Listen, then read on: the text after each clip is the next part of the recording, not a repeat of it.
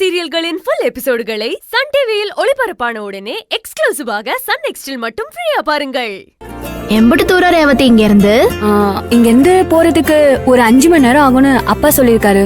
ஐயோ அடிப்பாவி, அவ்வளவு தூரத்துல போய் வச்சா நாங்களே எப்படி வருது? அதானே, நாங்க ஒரு ஆள் லீவ் கேட்டாலே அந்த கருணா கொடுக்க மாட்டான். இதுல மொத்த பேர் லீவ் கேட்டோம், அவ்வளவுதான். என்ன பண்ணுவானே தெரியாது.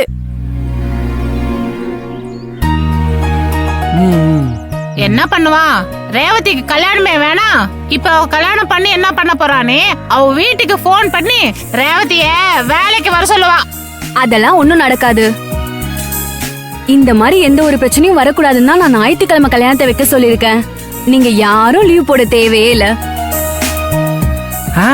சூப்பரு. சனிக்கிழமை வேலை முடிஞ்சு சாயங்காலம் பஸ் பிடிச்சா ராத்திரியே அரியலூர் வந்து சேர்ந்துடலாம். காலையில கல்யாணத்தை பார்த்துட்டு சாப்பிட்டுட்டு கொஞ்ச நேரம் என் கூட இருந்துட்டு சாயங்காலம் கிளம்பிடலாம்.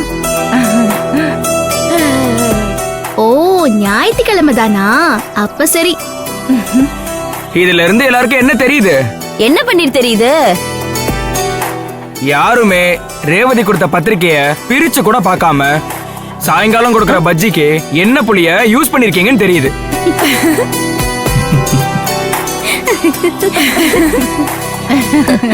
ஏ ரேவதி, பாத்தியா உன் பத்திரிக்கை அதுக்குதான் லாய்க்குன்னு பன்னீர் சொல்லாம சொல்றான். முத்தண்ணா. சரி சரி சரி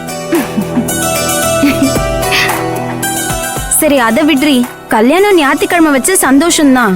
ஆனா இவங்க எல்லாரையும் ஒண்ணு கூட்டி அரியலூர் வந்து சேர்றதுக்குள்ள நீ கல்யாணத்தை முடிச்சுட்டு மறுபடியும் கம்பெனிக்கே வேலைக்கு வந்துருவ.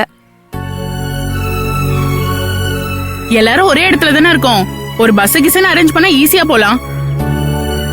ஆமால, ஆளு கொஞ்சம் பணம் போட்டா பஸ் அரேஞ்ச் பண்ணிடலாம்.